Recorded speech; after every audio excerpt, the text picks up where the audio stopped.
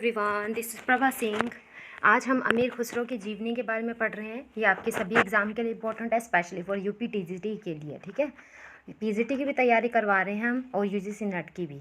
ये UGC net की भी नेट के लिए भी इम्पोर्टेंट है। यूजीसी नेट की अगर आप प्रिपरेशन कर रहे हो तो उसके लिए भी बहुत इंपॉर्टेंट है। इसमें बहुत इंपॉर्टेंट क्वेश्चन मैंने डिस्कस करे हैं, तो आप इस पूरी वीडियो को ध्यान से देखिएगा। देखिए, अमीर खुसरो का वास्तविक नाम आता है अबुल हसन। शायद बहुत से लोगों को पता नहीं होगा, लेकिन उनका वास्तविक नाम था अबुल हसन। उनको पद कौन कौन से मिले थे, मतलब कौन कौन से गुण थे इसमें? कवि थे, ये संगीतज्ञ थे, इतिहासकार थे। और इनके गुरु जो आते हैं हज़रत निज़ामुद्दीन औलिया थे। माता इनकी दौलत नाज हिंदू राजपूत थी। पिता तुर्क सैफुद्दीन थे। इनका जन्म 1253 ईस्वी में उत्तर प्रदेश में हुआ था और मृत्यु 1325 ईस्वी में हुई थी। ठीक है, अब एक भोलेनाथ तिवारी जी की पुस्तक थी जिसमें उसमें इनका नाम था खुसरो और उनका साहित्य। इनकी पुस्तक का नाम है ये, खुसरो और उनका साहित्य। इसमें मिलता है कि खुसरो की भाषा जो हिंदी है वो दिल्ली की खड़ी बोली है या फिर हिंदी है। ठीक है, ये अवध में भी रहे हैं, पटियाला में भी रहे थे, ये अयोध्या में भी रहते थे। इन्होंने अवधी में भी लिखा है। पटियाली में क्या होता था, ब्रज बोली जाती थी, पर उनकी भाषा में हमें कहीं भी ब्रज की रचनाएं नहीं मिलती है। आपको इसमें आपको ज़्यादातर देखने को मिलेगा इन्होंने फ़ारसी में लिखा है। ठीक है, हिंदी में इनकी रचनाएं बहुत ज़्यादा थी। ये पहले मुसलमान थे जिन्होंने हिंदी को इतनी ज़्यादा इम्पोर्टेंस दी। ठीक है, और इनके बारे में हम पढ़ते हैं कि ये जो थे ना, ये गुलाम, खिलजी और तिगलक, इन तीनों वंशों के कम से कम 11 राजवंशों का इन्होंने उत्थान और पतन अपनी आंखों से देखा था। बहुत बड़ी बात होती है।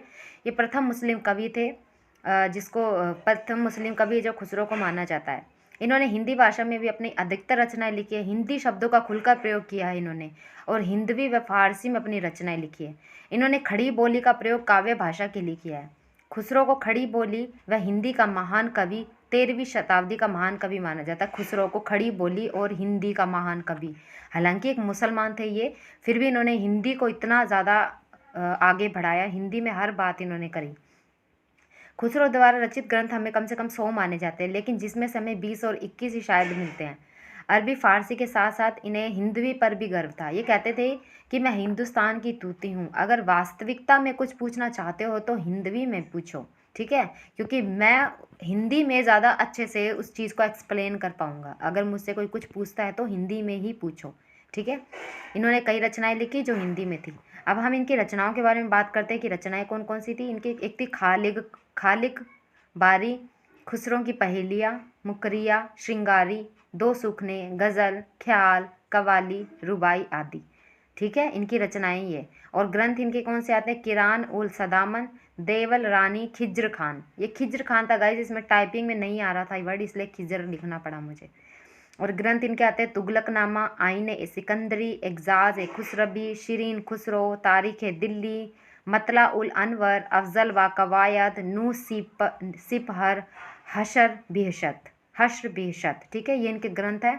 और इसमें से तुगलकनामा जो बहुत ज़्यादा पूछा जाता है, ये हिस्ट्री का है, शायद हिस्ट्री में बहुत है ये, इसका इम्पोर्टेंट ग्रंथ है ये। अब आता है कि अमीर खुसरो जो थे ना, ये अलाउद्दीन खिलजी के दरबार में थे। इन्होंने दक्षिण के शुद्ध स्वर सप्तक की योजना को प्रचलित किया। इन्हें ख्याल का जन्मदाता भी कहा जाता है, तबले का आविष्कारक भी इन्हें कहा जाता है, क्योंकि कई बार मानते हैं कि इन्होंने पखावज के 2 टुकड़े करके तबले का निर्माण किया था, लेकिन कुछ लोग कहते हैं कि इन्होंने मृदंग से तबले का निर्माण किया था। और इन्हें सितार का आविष्कारक भी कहा जाता है, क्योंकि सहतार से सितार की उत्पत्ति मानी जाती है। सहतार जो कि एक पर्शियन वाद्य था और वो 3 तारों वाला वाद्य था, तो उन्होंने ईरानी वाद्य माना जाता है, और उसी से इन्होंने सितार की उत्पत्ति की थी। ठीक है, 3 तारों वाला जो सहतार था उसी से। ये क्वेश्चन भी बहुत इंपॉर्टेंट है, ये भी आप ध्यान रखना। ठीक है, तबले का कव्वाली भी इन्होंने काफ़ी रचना की है। और इन्होंने भारत और फारस के मिश्रण से कई रागों का आविष्कार भी किया।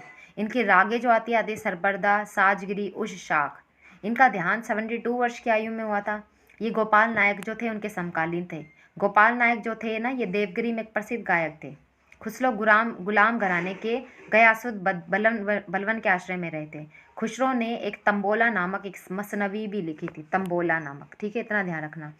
अमीर खुसरो की हम कुछ पंक्तियाँ देख लेते हैं इन्होंने जिन जिन की रचना करी है। एक तो है एरी सखी मोरे पिया घर आए, दूसरी है छाप तिलक सब छीनी रे, मेरे महबूब के घर रंग हैरी, जब यार देखा नैन भर, जो मैं जानती बिसरत है सैया, तेरी सूरत के बलिहारी निज़ाम, सातवां है काहे को ब्याहे विदेश, आठवां है जो पिया आवन कह गए अजूहा ना आए।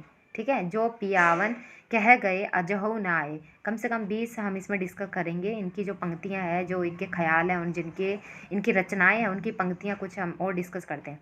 9वीं आती है हमारी, सॉरी यहाँ पे 9 लिखना था मुझे। बहुत कठिन डगर पनघट की, आ घिर आई दई मारी घटा।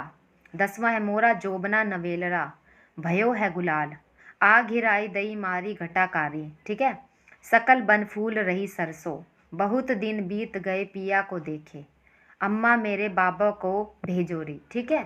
ये गाने, ये इन्होंने रचनाएं इनकी आती हैं। आ घिर आई दई मारी घटाकारी। ठीक है। ये इन्हीं की रचनाएं, तो आप इनको भी ध्यान में रखिएगा। ठीक है। अगली हम पढ़ते हैं। बहुत रही बाबुल घर दुल्हन, जिहाल ए मिसली मकून नगाफिल। ये फारसी में नीचे वाली जो है, ऊपर वाली बहुत रही बाबुल घर दुल्हन। ठीक है। इन्होंने, मैंने बताया आपको, अवधी भाषा में भी लिखी है, तो अवधी भाषा में मैंने बताया। Thank you so much guys. इसमें से जो जो इंपॉर्टेंट क्वेश्चन बनते थे मैंने सारे डिस्कस कर दिए हैं। प्लीज़ आप इस चैनल को सब्सक्राइब करिएगा। यूपी टीजीटी में जहाँ से क्वेश्चन बनते हैं, मैंने तो सारी इस चीज़ में वो डिस्कस करने की कोशिश की, अमीर खुसरो से जो जो क्वेश्चन बनेंगे। प्लीज़ आप इस वीडियो को पूरा देखिए और प्लीज़ शेयर भी करिए। मैं इतनी मेहनत करती हूँ आप लोगों के लिए। प्लीज़ थोड़ा सा सपोर्ट, थोड़ा सा शेयर। आपका एक शेयर मुझे बहुत अच्छा रिस्पॉन्स दे सकता है। कम से कम आप कमेंट भी क्या करो कि आपको वीडियो कैसी लगी। Thank you so much.